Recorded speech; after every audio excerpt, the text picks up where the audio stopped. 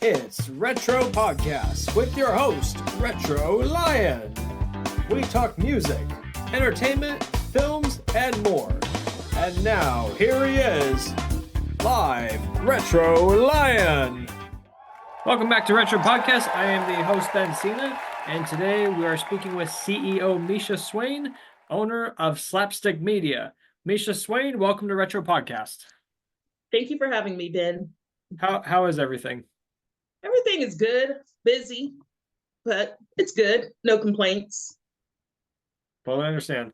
And so what is Slapstik? So Slapstick Comedy is a platform that showcases comedians. We have radio, TV, and magazine, and we work with comedians all around the world. And have you worked with comedians outside of the US? Yes, we actually have one of the writers on our team, Tamia. She just did a couple of interviews with some international comedians. I hate to say I can't remember their names, but she's working on the write-ups now. I'm very in touch with a lot of artists in the UK, and there's other areas out there overseas that we work with as well. As a freelancer, I've illustrated for you for almost 3 years, and the last illustration I did was the Thanksgiving illustration. And speaking of comedians, you've actually started your own comedy tour. Like, you've been touring with the comedians, because one of the comedians that you toured with was actually, you put on a show in a prison recently. You had comedians come to a prison and put on a show. What was that experience like? Oh, it was a lot of fun. It actually was educating. Like, we needed that. It was humbling, and we actually learned a lot. And it's weird to say that we actually went to a prison and had fun, but it gave me a different outlook on what possibly happens in prisons. So for me, it kind of eased my mind on what we see on TV and how they portray prison activities. I don't think I mean, in my opinion, I'm sure there's crazy days in prisons, but on this day, it was just great to go in, entertain the fellas, watch them get along, sit together. There was no drama. They enjoyed the show. They actually embraced us, and just being able to walk through their compound and see the security, and just it was very it was a heartfelt moment for all of us. There were 4 comedians, our camera guy went, and myself, and we all felt the same way as we entered and we left the building. And also, for a while, you've been working on a web series. And how's the process going? The process is going great. I'm actually excited about it. The One of the main actors in the web series is comedian Kenny Mock. He's done a lot of work with us. We actually have one more episode to film, and then we'll be releasing the web series. Kenny's actually in Rome performing right now for the next 2 weeks, but when he comes back, we will be finishing up the web series. But it's a Cthulhu series that our screenwriting team wrote. I have to give a major shout out to Alex Block. She's over our screenwriting team. So she keeps everything on track for us, and she helps us keep the project moving forward. And Angie Di Dominica as well. I have to give both of them a great shout out because they do a lot. But yeah, we should be releasing the project in the next couple of months.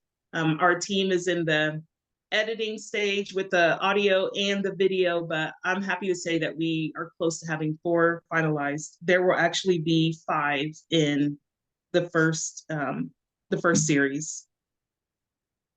And this series you're working on, is it a reality show or is it a sitcom? It's neither. It's just some fun scenarios that we created with a mythical character called Cthulhu. I actually got to learn who Cthulhu was. I had no idea when the team started talking about it. So thank God for Google. I got to look up Cthulhu, and once I read the scripts, we changed some things around to make it fit our actual characters, but it's actually been a lot of fun filming. And shout out to our camera guy, Jason Bell. He's done a lot of work and to help us complete this mission. Very cool. And you're looking to open up a big studio, and in the studio you're going to add multiple rooms. You're going to add guest rooms for the comedians to stay at, and so it's like a hotel where it's slash studio slash hotel, and have their own stand up room like the comedy club and Easton. And how's the process of designing that studio, or the dream of building that studio, coming along? It's a lot. It's a lot of manifestation on my end right now, because we actually made a plan yesterday on how we will proceed with our Indiegogo campaign. So I'm not really discouraged about it. We just have to move forward. I have a lot of takeaways from the first time that we set up the campaign. Our team is actually going to do it next time. Our marketing team is. So we made a contingency plan on yesterday, for November 4th. But our campaign ends on November 3rd. And um, I, it's a lot of work, but I have no doubt in my mind that we're definitely going to get our next building, and it's going to be everything we want Nice. it to be and more. And recently, is Array donated to your campaign? What was that reaction like? Oh, I was shocked. I was at my computer concentrating, and I was just filming, or not filming. I was like filling out some paperwork that I had to do for a film. And I got a ding, like an email came through, and I was like, oh, let me see who this is. And I clicked on it, and it was Issa. And I was like, oh my gosh. I was actually shocked for like an hour, and I paced back and forth beside my desk for 3 hours. And then I got on the phone, and I think, oh, I called Anji. Anji's our marketing director. She was the first person I reached out to. I was like, you will not believe it. And then I called my Aunt Patty. Nice. Yeah, it was exciting. And for this show that you're writing, will there be like a big premiere for the show, or will it be like No, we'll just private? release it. Yeah, we're just going to release it right now. Everything we're focusing on, we're just releasing our content. But for 2025, right now, we're working on our editorial calendar as well as events. So we will do a huge event next year in 2025 to where all of Mhm. our projects are launched in. Nice. And for people that want to go into business, what is the best advice you'd pass on to them? I would say just be yourself. You know, you get all these people that tell you you need to know this and you got to learn this language and you got to know that. Definitely do your research, but don't shy away from anything just because you feel like you don't have the education on something. I haven't shied away from anything, and it's gotten me a lot further, especially with like the sales process. I was super afraid to contact CMOs or um, any type of advertiser. But once I did one major pitch to a billion-dollar company, one of the largest companies in the US, and it was like perfect. And ever since then, it completely eased my mind, and it just let me know that you can just be yourself and don't worry about, what people tell you. They people being an entrepreneur is the hugest risk you'll ever take. Mhm. And once you learn that there are so many people in this world that are not going to take the risk, but those are the main people that want to tell you the do's and don'ts, those are the people you ignore. And I say just go for the gold, and just put your all into it, move in silence, and just do the best you can. There's no way that you will not win, especially doing what you want to do. Very true. And because as you're saying, I used to be nervous when it came to reaching out to celebrities for interviews, but thanks to Saul Blankoff and Vanessa Hudgens, it's like, oh, I got no problem doing it. Good. Yep. Because Keep doing what you're doing then, because you are extremely talented. thank you. Yeah, because Saul Blankoff told me a story that when he was very little, he went to a basketball game that Michael Jordan was playing at back when he played basketball. and he wanted to go up and meet Michael Jordan. So what he did was he walked down the stairs, got past the ushers and security, and just stood right up next to Michael Jordan and said, "Hey, Mr. Jordan, my name's Saul." And he's like, "Saul, it's great to meet you, man. I wish I could stay and talk, but I gotta go play." And he actually shook his hand. And so Wow, in that's that so story, cool. Saul was like, "If there's something I want to accomplish, I'm just gonna go out and do it." Yeah, that is super cool. Yeah. I wish I could stay into. I love that. I haven't met Vanessa Hudgens yet, but in an interview that I was watching with her when she was on the Drew Barrymore show during lockdown, she was talking the same thing, that if there's something I want to accomplish, I'm going to go out and do it. Because she was, now this is entirely different, but she was telling a story about, so the baseball player that she's now married to, how they met on a Zoom. It was a Zoom group. I don't know what it was. I don't remember the story very well, but according to her side of the story, it was on a Zoom group, and she slipped into his DMs and asked him out, and he said yes. And she said that if there's Wow. something I want to accomplish, I'm going to go out and do it. It's true. Like I emailed Issa Rae about the campaign and she replied with a donation. So I go for the gold. Why Nice. not? Very true. Yeah. And what is something that you, because since you were saying that you want to open a bigger, like you want to buy a bigger building or rent out a bigger building and open a bigger studio, what is like the main goal you want to do with this new building once you have it finalized? The the main goal is like just having my own venue because working and trying to secure other venues is like a headache. And there's so many shows that I want to produce, but I need the space for it. And not only that, I know so many other creators who could utilize the space. And I have all these relationships with all these comedians that need the space as well. So we can all just completely benefit from the space that we want to create. So inside of the space, we want it to be about 6 bedrooms. We want a comedy club, the studio, and then we also want space to make merch. So there, like pretty much every comedian sells merchandise. Even for outside companies, I want to be able to produce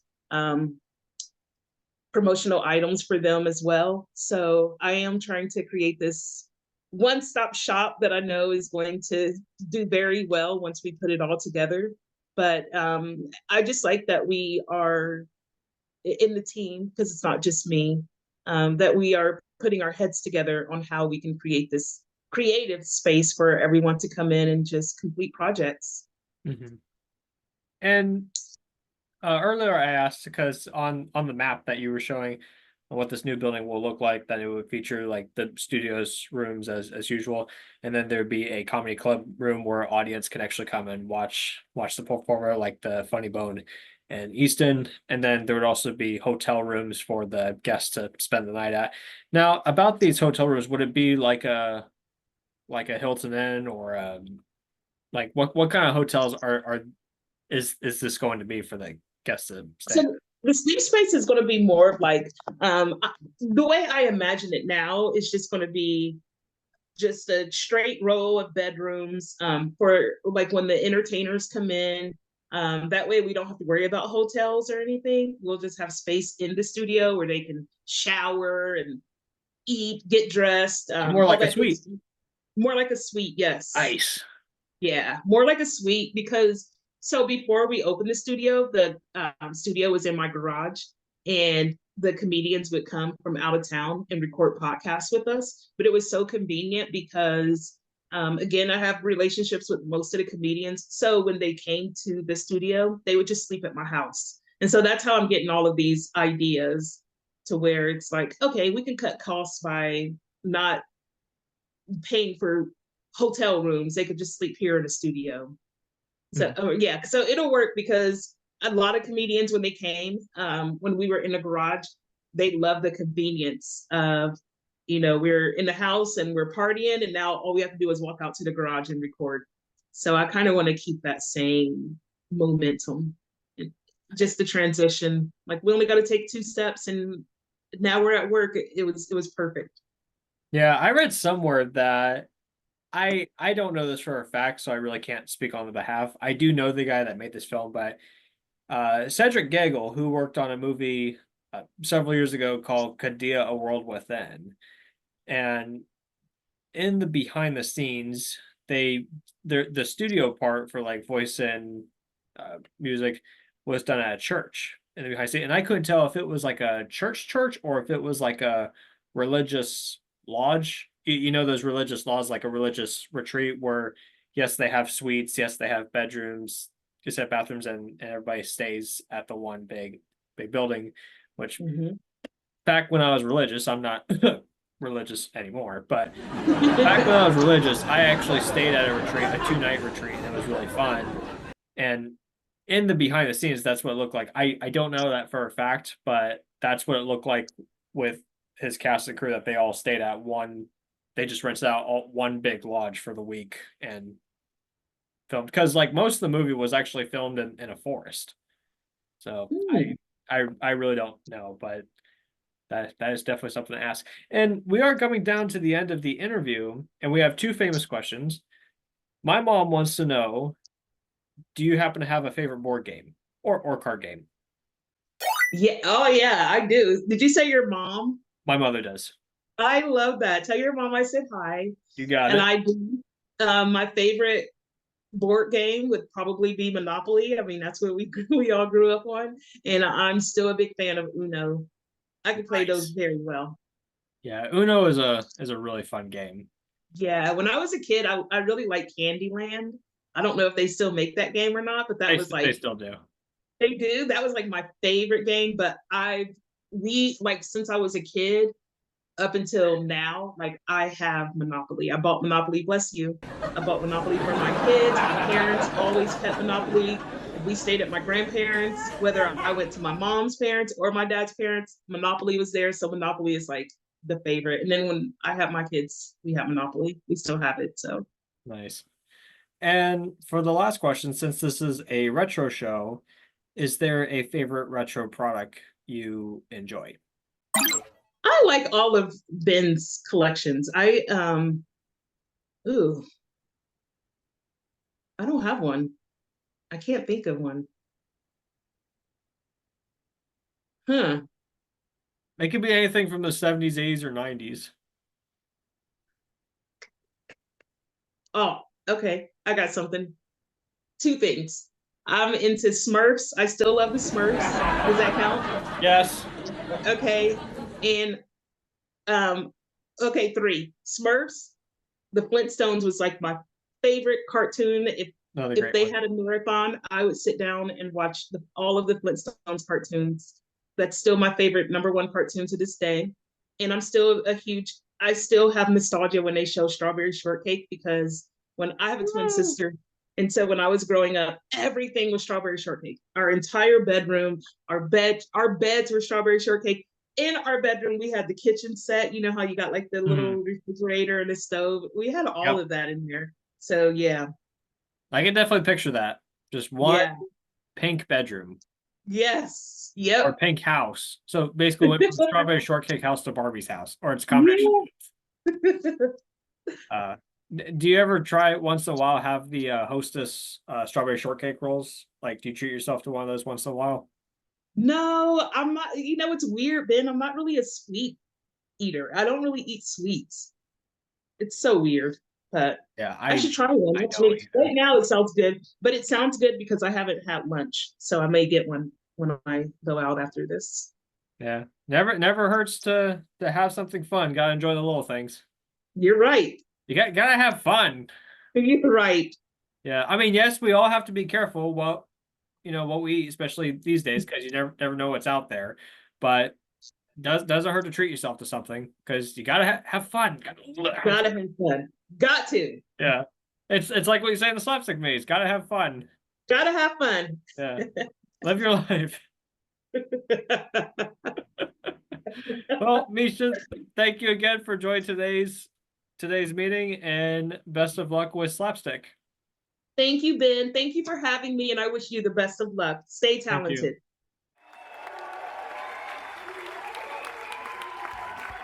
Thanks for listening. Be sure to like and subscribe to our YouTube channel. Follow us on Spotify and follow us on Instagram. See you next week.